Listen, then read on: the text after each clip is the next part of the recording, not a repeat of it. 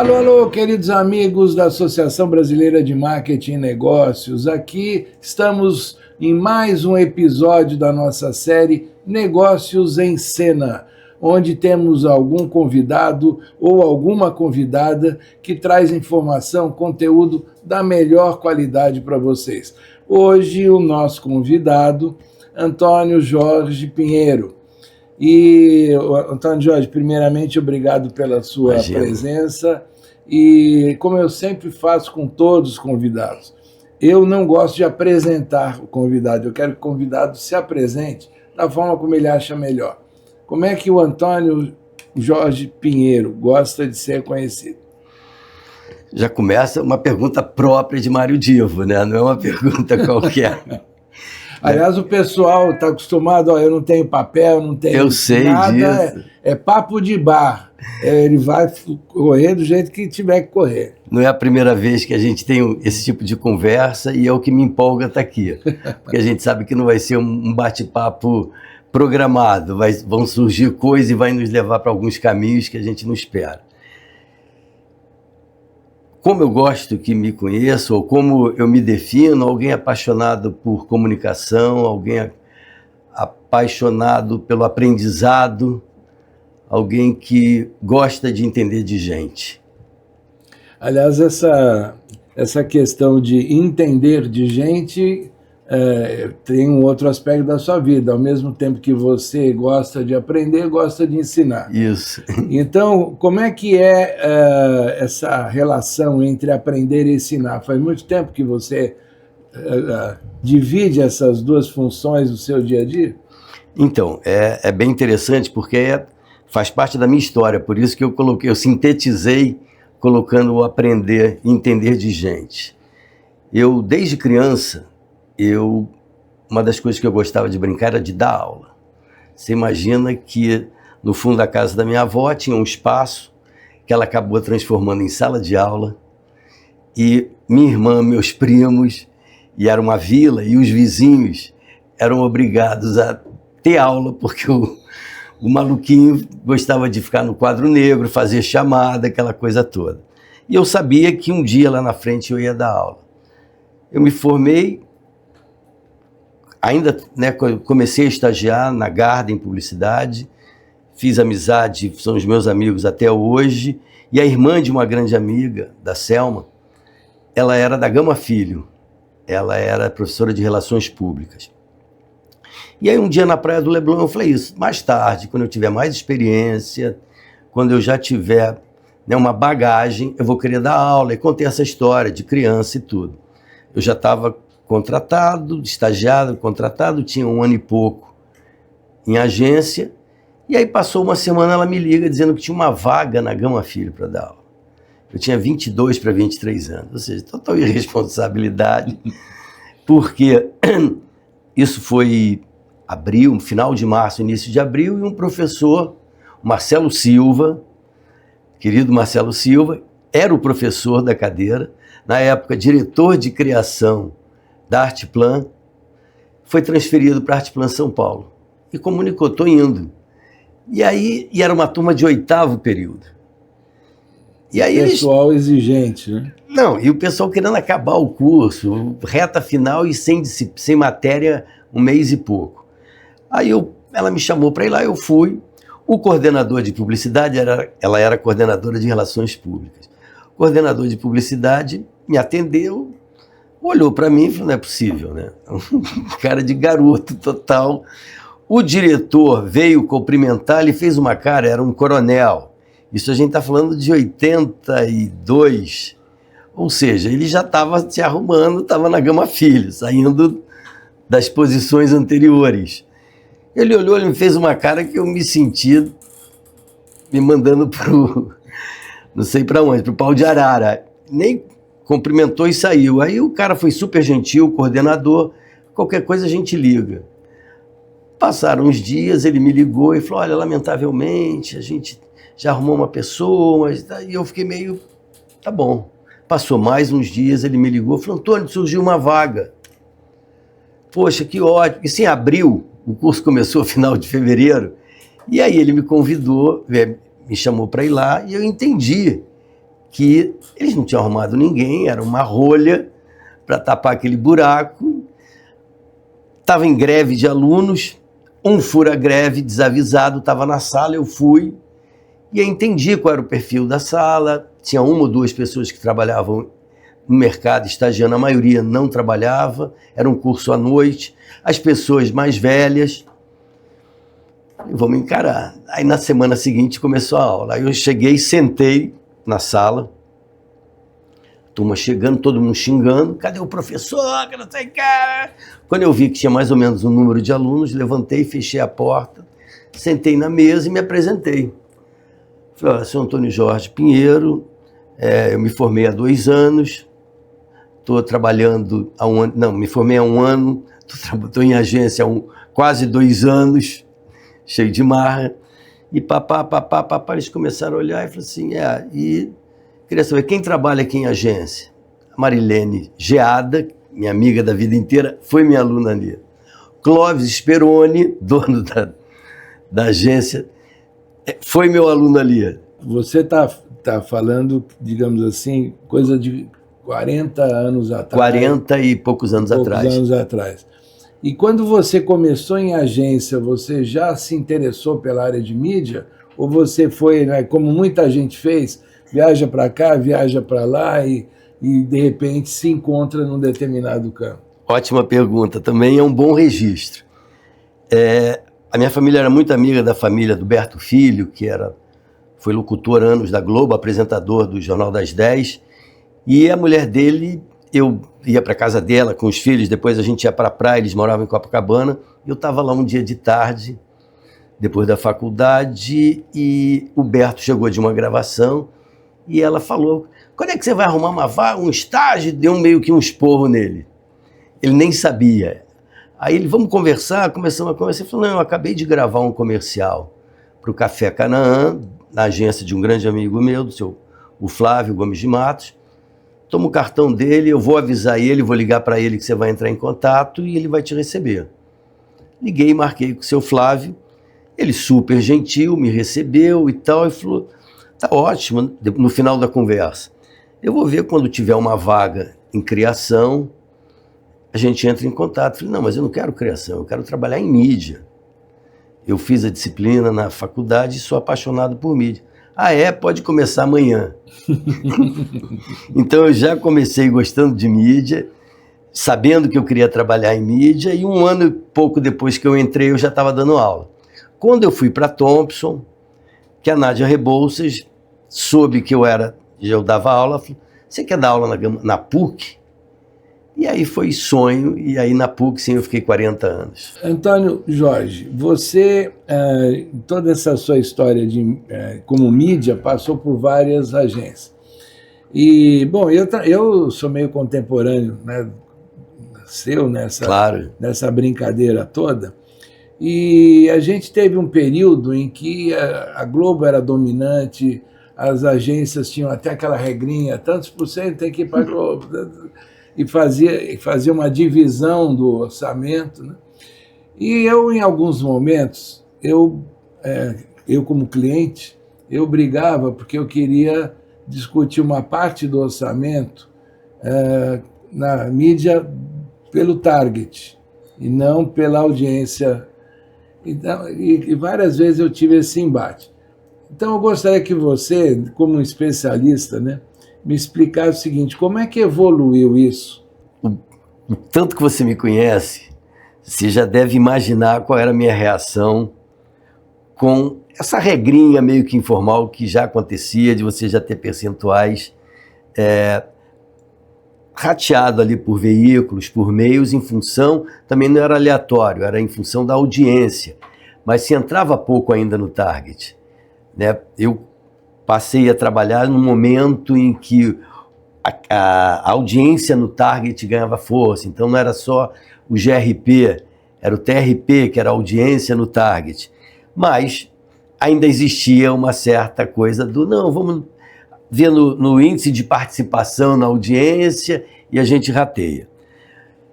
Se eu tivesse um cliente como você, lamentavelmente você não foi meu cliente, adoraria ter você como cliente. Eu tive alguns clientes assim, o Cerqueira, Alberto Cerqueira, da Brahma, né? Antes da Ambev, não era Ambev, era Brahma. Eu estava na Arteplan, atendia Skol e Malte 90, né, que foi o patrocinador do Rock in Rio 1. O primeiro, né? E, nossa, o Alberto, eu ficava horas com ele, o pessoal, vem cá, já definiu essa mídia? E não era ele, era eu e ele, os dois, pincelando exatamente onde a gente já está veiculando. E um outro grande amigo da Ínega, Roberto Levakov, que esse então era pelo em ovo. E além da questão da gente estar selecionando os meios em função do target, em função de detalhezinhos que a gente ia buscando na pesquisa, o Roberto, eu pensei que você ia por esse caminho, que possivelmente você fazia isso também. Ele, da verba anual, ele reservava sempre uma verba para oportunidades diferenciadas. E a agência entrava em pânico, porque podia não ter uma oportunidade diferenciada e aquele dinheiro deixar de existir. Só que eu nunca deixava acontecer isso, e no caso, num cliente como ele também não estava jogando, ele estava querendo realmente oportunidade. Então a gente conseguiu criar coisas inusitadas, comprar coisas diferenciadas, que era exatamente o objetivo. Então, eu acho que talvez um dos diferenciais de ser apaixonado pelo que você faz e fazer, é que você vai querer não só fazer, vai querer fazer diferente, vai querer fazer bem feito. Por isso que eu adoraria ter você como cliente. Eu não vou dizer que eu tenha sido o primeiro, mas eu me considero um dos caras que trabalhou muito com a verba, tendo o merchandising dentro de um determinado programa, fosse ele esportivo, por exemplo, o locutor lá esportivo transmitindo o jogo e falando da marca, né? Ou um programa jornalístico que abria uma sessão lá com determinado assunto, né? E a marca patrocinando o assunto dentro. Então, eu acho que algumas agências elas eram muito inflexíveis nesse sentido, mas eu sempre gostei de pessoal de mídia que, vamos ser criativos e vamos pensar o seguinte: a mensagem da marca ela tem que chegar no cara que me interessa. É isso. E aí muita gente acabava sendo inflexível. E aí eu quero entender o seguinte: como é que foi a passagem do tempo para o mídia na hora que a gente começou a ter mais presença do digital, presença da rede social, né? Como é que foi essa forma de o mídia se acostumar e se adequar, digamos, à realidade da internet? Você toca no ponto, essa questão da evolução. Eu comecei a trabalhar no início dos anos 80.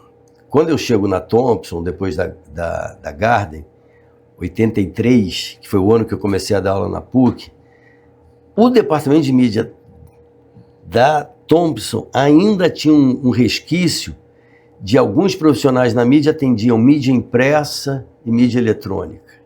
Para mim aquilo era uma barbaridade. Para mim, não, é mídia. Não, mas ela é especializada em mídia impressa, jornal, revista. Não, é especializada em rádio e televisão. Eu não conseguia entender aquilo. Aí a coisa começou evoluindo, já nos anos 90, você começa a surgir, né, os portais, começa a ter alguma coisa, precursores de rede social, mas já era o digital, e aí trouxeram para essa situação a mesma coisa que tinha lá atrás. Mas você faz mídia digital, você faz mídia? Faço mídia. Mídia é mídia. A gente tem por objetivo entender o hábito de consumo do nosso público, do nosso interlocutor, e analisar como é que ele consome os meios, né? A partir daí a gente vai programar de acordo com o perfil, do horário, da predisposição dele, porque a pessoa ela não é igual o tempo todo. Então ela muda o hábito de acordo com o que ela está consumindo, o meio que ela está consumindo. Então essa passagem para alguns, né, não digo também como você falando, não fui o único, eu acho que alguns, e tem vários amigos que a gente compartilhava isso já no grupo de mídia, tentando levar isso para o mercado como um todo, que foram participando da mudança e entendendo que aquilo que era meio absurdo, separar impresso de eletrônico, não dava para separar o que era on e off. Aliás, pessoal, presta atenção que essa pergunta aqui, eu vou trazer uma grande interrogação que surgiu quando a internet começou a estar mais presente. Lembra que havia aquela dúvida? A internet será, naquele momento, será no futuro, um canal de comunicação ou um canal de mídia? Ou seja, ela vai me permitir trabalhar as marcas ou ela ficará ainda só como um canal de comunicação? E aí a gente viu que na evolução aconteceram as duas coisas. Isso. E hoje a gente tem os influencers. E os influencers passaram a também ser um canal de mídia, né? Como é que você hoje entende a presença do influencer como uma alternativa para as marcas?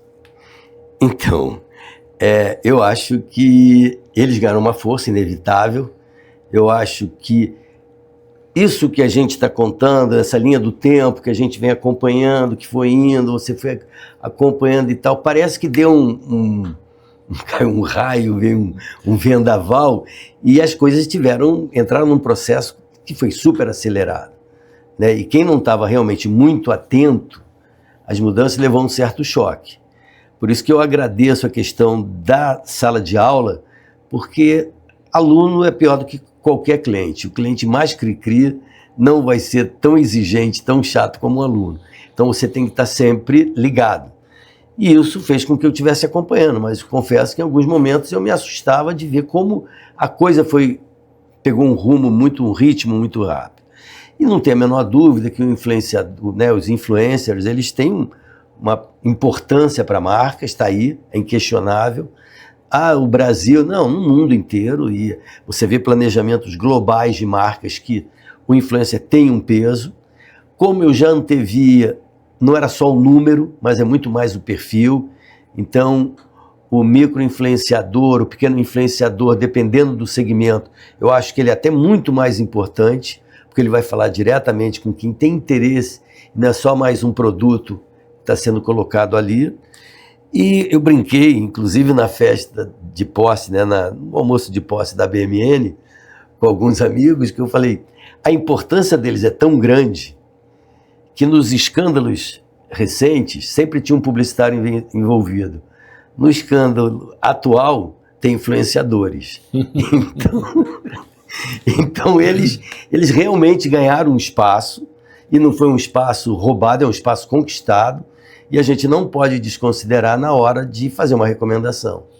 E como é que foi a sua aproximação com o grupo de mídia? Aliás, explica, né, para o pessoal de casa o que é o grupo de mídia, qual a proposta que ele tem, como é que surgiu, e aí como é que o Antônio Jorge chegou perto do grupo e hoje é presidente aqui no Rio de Janeiro? Então, ótima pergunta, como sempre. Na verdade, o grupo de mídia é uma entidade, né, profissional, que reúne os profissionais da área de mídia. No primeiro momento eram profissionais de mídia de agência, com o tempo, e o Rio foi inovador nisso, os profissionais de mídia de cliente, que aí os clientes passaram a ter um profissional de mídia no marketing, e mais recentemente, os profissionais de mídia nos veículos. As entidades, todas as entidades, e não é diferente com a BMN, elas surgiram ali nos anos 70, né, no final dos 60, início dos 70, tanto que o grupo de mídia, agora em janeiro, faz 54 anos. No final dos... É a mesma idade da BMN. Pois é. Vocês fazem agora e a gente vai fazer em novembro, né, a gente faz os 55. 55. Então, vocês fizeram em novembro e a gente faz em janeiro. E, na verdade, a BMN, eu não sei se aconteceu exatamente isso, mas o Clube de Criação, o antigo GAP e o próprio grupo de mídia do Rio e de São Paulo, na virada para os anos 80, 81, 82, meio que deu uma descontinuada, né? Então, aquele momento meio de gap da entidade. São Paulo deu um gap e o Rio também. Em 86, então esse ano, em outubro, faz 40 anos, um grupo de profissionais de mídia que estavam no Max Mídia, em São Paulo, um evento do Meio Mensagem, jovens mídias, resolvemos voltar com um grupo. Então era o Luiz Fernando Novaes, era a Yara Militão, o Gerli de Jesus, a Denise Gorga, todo mundo na faixa dos 20 e tal. Vamos voltar para o Rio, vamos recriar o grupo de mídia. Corremos atrás para poder ver as referências e em outubro de 86 a gente volta com o grupo. Só que no estatuto tinha que ser diretor de mídia. E o único que era diretor de mídia era eu. Eu brinco que era o mais novo, era mais ou menos todo mundo da mesma idade. Mas eu era o que era diretor de mídia, da Arteplan. E aí eu fui o primeiro presidente da retomada. No final desse mandato, o grupo de mídia de São Paulo já tinha se reorganizado. E aí eles vieram com uma proposta de grupo nacional. E tiveram uma interferência forte na nossa gestão aqui. E nisso, não, toda a diretoria teria que ser, nesse estatuto nacional, teria que ser diretor. E aí eu fui o único que continuei, porque os outros ainda não eram diretores. Mas foi uma gestão interessante, para mim foi muito importante, porque era uma galera mais velha, o Orlando Lopes, um amigo querido da vida inteira, foi o presidente naquela gestão. Na época ele já era da Geslever? Não, ele era da Thompson. E da Thompson Rio, depois ele foi para Thompson São Paulo e Geslever, para a Unilever. Mas na gestão seguinte aí já começou, o Luiz Fernando foi presidente 2 vezes, a Marilene Fernandes, a Fátima Rendeiro foi presidente 2 vezes, Serginho Prazeres, e eu volto a ser presidente. O mandato está um pouco prolongado, eu espero que até o final do ano a gente tenha uma reorganização, mas eu não abro mão de fazer parte do grupo. E hoje o grupo de mídia existe no Rio, São Paulo, e tem mais algum outro local? Olha, Porto Alegre já teve, Curitiba eu acho que ainda tem, e Brasília. Em algum momento, Salvador e Recife. Assim, de cabeça eu não sei realmente quem está ativo. Mas, quer dizer, atuante, São Paulo e Rio. São Paulo e Rio. E vocês têm interação? Vocês, de alguma maneira, têm trabalhos ou eventos em conjunto? Não, poderia ter mais. A gente, há 1 ano e pouco atrás, fizemos uma reunião até para trocar experiências, mas troca-se pouco. Já é difícil você que está numa entidade, a gente está no dia a dia reunido, imagina com outra, mas isso é um desafio que o mercado merece. Agora, vamos falar de uma parceria que é muito recente entre a BMN, a Grupo de Mídia, e nós temos também, ela nasceu também com o Clube de Criação do Rio de Janeiro. Que, aliás, vocês ainda vão ter aqui a oportunidade nós vamos receber o Bruno Pinot, que hoje comanda o Clube de Criação, e o Clube de Criação do Rio, mais o Grupo de Mídia com o Antônio Jorge e a BMN, agora praticamente 1 ano, né? Mais ou menos. Quase 2 anos, 1 ano e tal.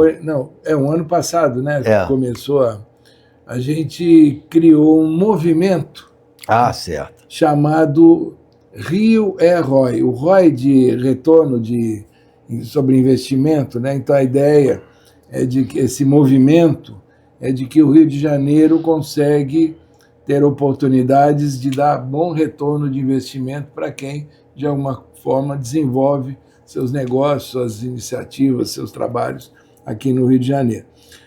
Então eu pediria para o Antônio Jorge, descreve como é que surgiu a ideia, e o que motivou o grupo de mídia a se encaixar nisso e quais foram os acontecimentos que a gente teve ano passado. Conta aí para o pessoal que eu acho que vale a pena entender esse movimento e que a gente quer agora cada vez cacifar mais, né? Com certeza. Não, e é um belo movimento que eu acho que ainda, como a gente estava conversando antes, tem muito desdobramento. Primeiro foi a proposta do Tomás Naves, que era o presidente da ABMN, na vinda de vocês aqui para a Arca, o Arca Hub é um ecossistema de startups, de desenvolvimento, de inovação, e nós, a ABMN, estamos aqui dentro. Então, só para ótima observação. E, então, em função da vinda de vocês para esse espaço físico, o Tomás achou que era oportuno o grupo de mídia e o clube de criação estar mais próximo e até poder estar desenvolvendo e pensando em coisas juntos. Então daí já foi uma bela iniciativa. Logo na sequência, a Fátima Rendeiro, que é diretora de relacionamento com o mercado, foi convidada pela Central de Outdoor, que tem um encontro anual global, cada ano é numa cidade, que teria um encontro aqui no Rio de Janeiro, em março do ano passado, vai fazer um ano, convidou a Fátima pessoalmente para fazer uma palestra nesse encontro, que é um encontro mega. Ela achou por bem apresentar uma pesquisa que o grupo tinha desenvolvido e apresentado ao mercado em janeiro, quando do nosso aniversário. Aí eu falei, beleza. Aí ela me consultou, então já passava a ser uma participação do grupo de mídia. E em conversa com ela, a gente falou, não, eu acho que faz sentido a gente convidar as duas entidades que a gente está próximo para fazer uma apresentação sobre o mercado do Rio de Janeiro. Então, essa era a ideia. Na prévia, né, sempre quando você vai participar de uma mesa dessa, tem uma prévia com os organizadores. Na prévia, menos de uma semana antes, 4 dias antes, o moderador lançou um desafio. Já que a gente tem clube de criação, grupo de mídia, a BMN, pensando em marketing, negócio, por que vocês não desenvolvem uma peça criativa para a Central de Outdoor agradecer o Rio de Janeiro por estar nos acolhendo e a gente exibe nos nossos espaços pela cidade inteira. Esse é o desafio, apresentar uma peça, tá ok. Aí a gente reuniu e falou, não cabe perder a oportunidade de falar com a cidade inteira para ter um agradecimento. Vamos fazer um apelo, uma convocação, convocar o carioca a pensar o Rio como negócio. E aí surgiu a ideia do Rio é ROI. Obviamente, a grande maioria da população, ao ver aquilo na rua, não sabia o que era ROI. A curiosidade ia levar a pesquisar e a entender que era o retorno sobre o investimento. E o nosso objetivo era exatamente gerar essa questão toda. Daí a gente é apelidado como um movimento. Um movimento, exatamente. Não é uma campanha, é um movimento. Um movimento, muito bem lembrado, porque a partir daí tem vários desdobramentos. Tanto que quando foi apresentado, e o salão estava lotado, várias empresas começaram a levantar a mão dizendo que queriam veicular. Para você ter uma ideia, isso foi numa quinta-feira, no sábado a gente já estava em Petrópolis, aí depois foi para Bahia, foi não sei o quê, aqui na semana seguinte já estava aqui no Rio, e a coisa ganhou a dimensão de, inclusive, a gente promover um evento, um mix de mídia, que é um evento do grupo, na PUC, em maio, para trazer a discussão e apresentar o mercado desse movimento. Que o movimento nasceu e já foi para a rua. Em outubro, nós apresentamos para o mercado de audiovisual no Rio Marketing do Festival do Rio. E agora está na hora da gente ter outras rodadas. Inclusive, vale a pena a gente citar aqui, esse movimento começou com as 3 entidades citadas, a BMN, o Clube de Criação e o Grupo de Mídia, e agora já aderiu ao movimento uma entidade que substituiu o GAP, que é a ABPEM, Associação Brasileira de Profissionais de Estratégia de Negócio, que está agora se juntando, agora nós estamos, um quarteto, né? Já podemos começar a pensar em cantar também, em dar show. E agora, para 2026, a ideia é que esse trabalho se amplie. Inclusive, a gente já tem recebido convites de outras entidades para que a gente leve esse conceito, se alinhe com esse conceito em outras iniciativas aqui no Rio de Janeiro. E o grupo de mídia agora vai ter alguns eventos ao longo do ano, são 6 eventos, né, que vocês têm. O mix de mídia é um evento assim, isso nós compartilhamos com o pessoal de São Paulo, e a ideia é incrível, porque ele acontece 6 vezes por ano. A ideia é compartilhar com o mercado um tema, ou que está latente, ou que ainda está por vir. Aí voltando para o início da nossa conversa, entendendo que o nosso negócio é entender de gente, Então, já há algum tempo, esses encontros transcendem a questão da mídia, de dados, dos veículos, dos meios. Óbvio que se tiver um tema importante sobre um meio, sobre um veículo, o que vai ter essa semana é sobre as ruas, a ocupação das ruas, né? E quanto evoluiu o OH. Então, que envolve veículo, um meio específico, né? O meio OH, o out of home, e ao mesmo tempo é mais abrangente. Mas a gente tem temas que estão muito mais ligados à sociologia, muito mais ligados à psicologia, a comportamento, porque esse é o nosso objetivo. Então é sempre um tema e é um prazer que a gente tem, porque todo mundo sabe a dificuldade de você montar um evento, a dificuldade de você garantir público para um evento que acontece na parte da manhã.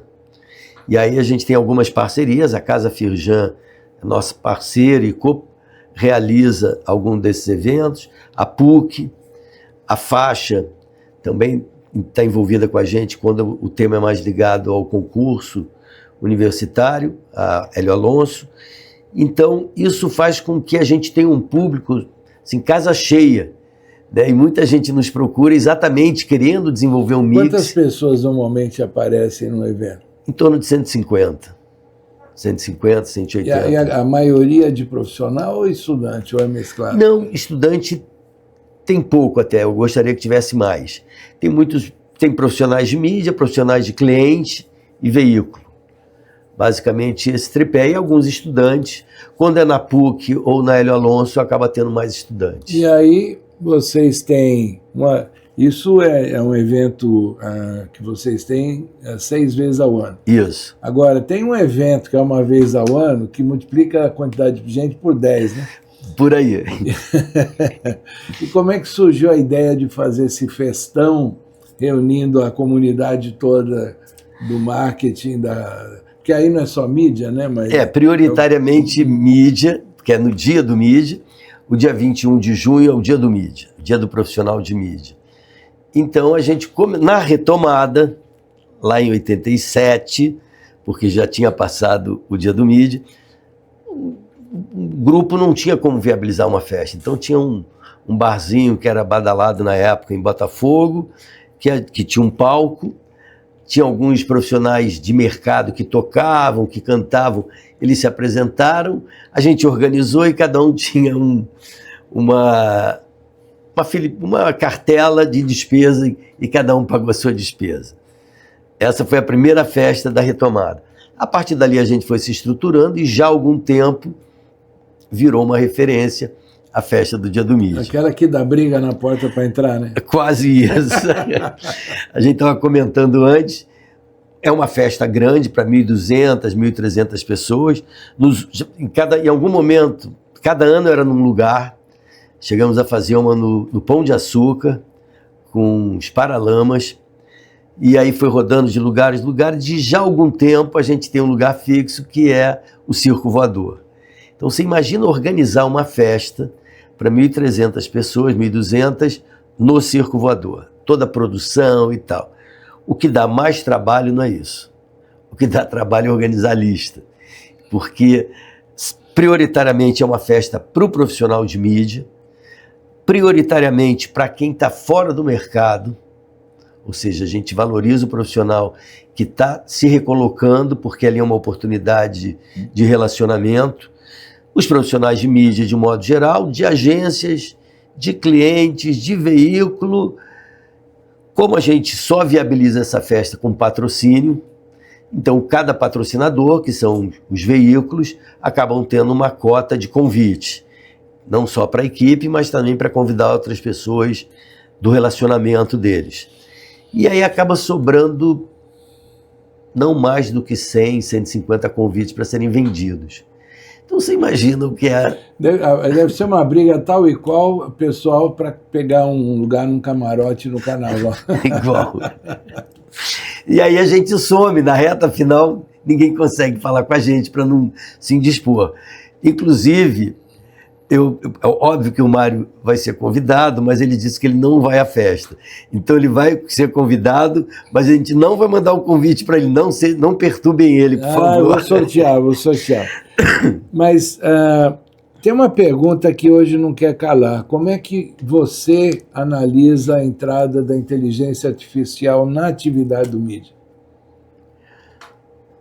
Olha, eu acho que, assim como foi todo aquele histórico que a gente veio comentando, a gente não pode superestimar e muito menos ignorar, né? Eu acho que facilita na questão da informação, de você entender que é uma ferramenta que de alguma forma, e a gente, por mais que estude, por mais que saiba como utilizar, por mais que já esteja colocando em prática, a gente não tem noção de onde isso pode chegar, encarar de frente, né? Encarar de peito aberto, entendendo que é uma ferramenta que vai nos ajudar, como várias outras nos ajudaram a chegar até aqui. Eu vou fazer aqui um comentário. A gente está gravando essa entrevista aqui na última semana de janeiro de 2026. Semana passada, nós tivemos um encontro em Davos, né? Onde esse assunto da inteligência artificial foi muito debatido. E alguns especialistas entendem, e aí, obviamente, a gente não vai falar só de mídia, mas na atividade profissional em geral, que a gente está com a inteligência artificial aparecendo, ela está chegando, e logo a gente vai encarar um momento em que as pessoas ainda não vão estar plenamente capacitadas para usar. Então isso vai gerar um certo desconforto, porque tem quem vai saber usar e vai sair na frente, e a grande maioria não estará capacitado. Mas que num momento seguinte, obviamente com a busca da capacitação, aí vai haver uma expectativa um pouquinho superior do que a inteligência artificial poderia fazer, até que haja uma acomodação. Como aconteceu com tantas outras tecnologias. Exatamente. Né? Então, o que a gente pode esperar, e aí fica um alerta dos especialistas da de Davos, é que a inteligência artificial, ela, num próximo movimento, ela vai exigir pessoas capacitadas e nem todo mundo terá andado na mesma velocidade. Então fica aqui o alerta para que quem puder já ir se preparando, vai se preparando e surfa essa onda. Né? E eu acho que não tem que criar grandes expectativas, começar a usar. Né? Começar a usar, e aí você vai ver que a facilitação, quanto pode facilitar nas tarefas do dia a dia, é isso que vai impactar. Eu acho que o segredo está em você identificar dentro da sua atividade. Perfeito. Aonde que a coisa atende ou não atende, ou pode servir mais ou menos, e não ficar imaginando, eu quero aprender tudo, porque aí não vai dar certo. E aí acaba criando também uma mitificação da coisa que não existe. É você encarar como uma ferramenta extremamente útil e que pode facilitar muito o dia a dia. Bom, Antônio Jorge, o nosso tempo corre rápido, assim, está rápido, e a gente está chegando aqui no fim da nossa conversa, e eu sempre tenho uma última pergunta que eu me inspiro muito para fazer. Essa pergunta, aliás, é algo que eu faço, até por conta de um trabalho pessoal que eu estou querendo desenvolver. E eu me inspiro muito no Antônio Abujamra, você deve lembrar, claro, de saudosa memória. Ele tinha um programa lá em São Paulo, na TV Cultura, onde ele encerrava o programa fazendo uma pergunta para o candidato, e eu vou fazer a mesma pergunta para você. Eu peço que você responda olhando lá para a câmera e me diga o seguinte: para você, Antônio Jorge, o que é a vida?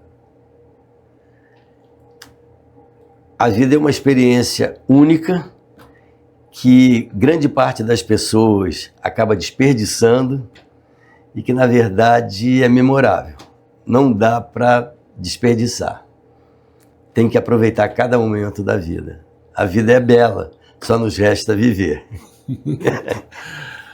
Antônio Jorge, muito obrigado pela sua presença, pela conversa assim franca e solta. E eu gostaria que você encerrasse o programa com as suas palavras finais. Quero agradecer a atenção de todos vocês que nos acompanham regularmente nos nossos encontros e palavra final aqui para o Antônio Jorge. Eu disse no início e repito, é um prazer estar aqui com você. Você sabe que toda vez que você me convida para uma conversa, eu respondo sim, quando, onde, para quê, porque na verdade sempre flui uma conversa gostosa. Estou às ordens.